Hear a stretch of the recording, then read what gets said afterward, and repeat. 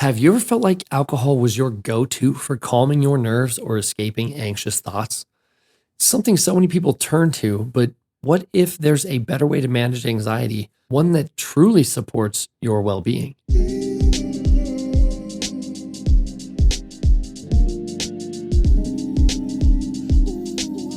Welcome back to the Quit Drinking Alcohol podcast. I'm Dylan, and I'm here to guide you on your journey to sobriety and beyond.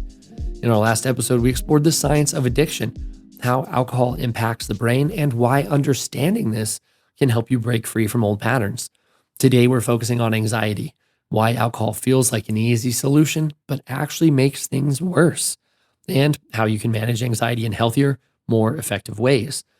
In this episode, we'll explore the connection between anxiety and alcohol, share practical tools for managing anxious moments, and discuss how to build a lifestyle that supports emotional balance. Let's get started. When I was drinking, alcohol felt like a quick fix for anxiety. After a stressful day, a drink seemed like the easiest way to unwind.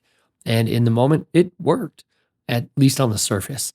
But what I didn't realize was how much it was actually fueling my anxiety in the long run. The next day, I'd often feel more anxious than before, and I'd need another drink to take the edge off. It became a cycle that was hard to break, and I didn't even realize how deeply alcohol was connected to my anxious feelings until I stepped away from it. What I've learned is that there are so many better ways to manage anxiety, ways that don't just mask the problem, but actually help you feel calmer and more in control. And that's what I want to share with you today. So, why does alcohol seem to help with anxiety? And why does it actually make things worse? Let's break it down. When we drink, we experience temporary relief. Alcohol slows down our central nervous system, which can create a sense of relaxation or calm. That's why it feels like a quick fix for anxiety. It's numbing your brain's stress response.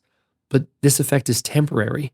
Then we experience the rebound effect. As alcohol wears off, your brain works overtime to restore balance.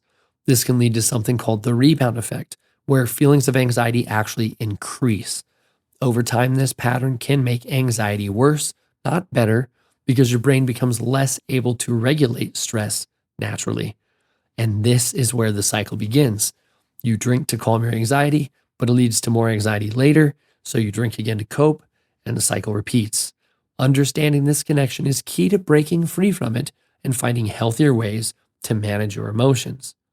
Now that we've talked about why alcohol isn't the solution, let's focus on what actually works. Here are some healthy techniques for managing anxiety. The first one is breathing techniques.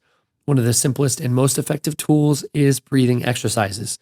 Techniques like box breathing or the 4-7-8 method can help calm your nervous system in just a few minutes.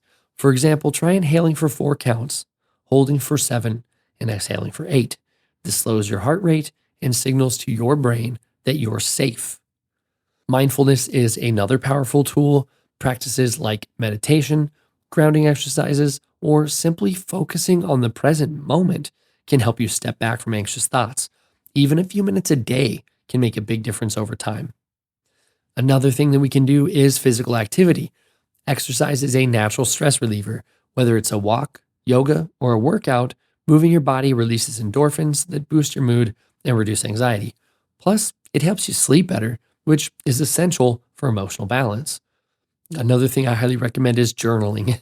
Writing down your thoughts can help you process and organize your feelings. Try journaling about what's making you anxious or listing things you're grateful for. Getting those thoughts out of your head and onto paper can provide clarity and relief.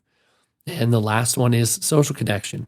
Talking to someone you trust, whether it's a friend, family member, or therapist, can help you feel less alone in your anxiety. Sharing your feelings often makes them feel more manageable and less overwhelming.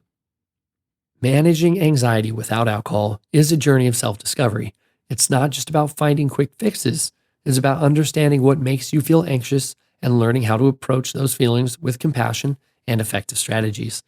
Every person's experience with anxiety is unique, and so are the tools that work best for them. Taking time to reflect on your own relationship with anxiety can be incredibly empowering. It helps you recognize your triggers, identify what's been holding you back, and explore new ways to handle stress that truly support your well-being. Here's a question to guide your reflection. What triggers my anxiety, and how can I address it in a healthy way? Thinking about the techniques we've talked about today, like breathing exercises, mindfulness, or journaling, which of these tools feels more accessible to you, and how might they fit into your daily life? If you enjoy journaling, take a few minutes to write down your thoughts. Sometimes putting your feelings into words can provide clarity and help you see the path forward more clearly. Self reflection isn't just about understanding where you are, it's about giving yourself the space to grow and build the skills you need to move forward with confidence. That's it for today's episode. We've explored how alcohol affects anxiety, why it's not a long term solution, and practical techniques for managing anxious moments in healthier ways. Remember, you don't need alcohol to handle stress. There are so many tools and resources that truly support your well being. If this episode resonated with you, I'd love for you to share it with someone who might need these insights. And before we wrap up, don't forget to check the show notes for resources that can help you on your journey to quit drinking and manage anxiety effectively. Thank you for being here with me today. In our next episode, we'll talk about building self-esteem in sobriety, how to reclaim your confidence, and rediscover your sense of self. I hope to see you there.